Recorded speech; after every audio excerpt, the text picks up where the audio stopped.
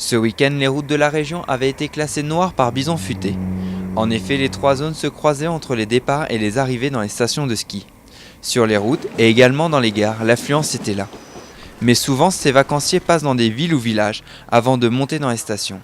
À Saint-Michel-de-Maurienne, petite ville de 2800 habitants, a vu passer des milliers de touristes en une seule journée. Beaucoup de monde, oui.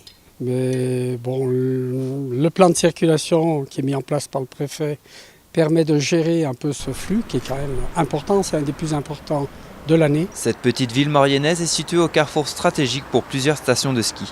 En hiver, on dessert bien sûr Valloire, Valmeinier, c'est pas loin de 27-28 000 lits touristiques, et aussi la commune d'Orel.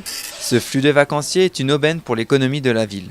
Économiquement parlant, oui, puisque c'est du monde dans les commerces, bien sûr, mais aussi du monde dans les restaurants et l'hébergement, parce qu'on peut dire aujourd'hui qu'au niveau de l'hébergement, bien des touristes viennent la veille ou restent pour avoir un jour de plus de ski à Saint-Michel-de-Maurienne avant de reprendre la route le dimanche.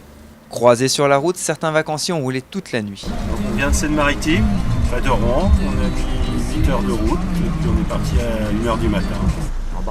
Le début des vacances, c'est toujours bien. Il ne leur reste plus que quelques kilomètres encore à faire avant d'arriver au pied des pistes et de passer une semaine de vacances.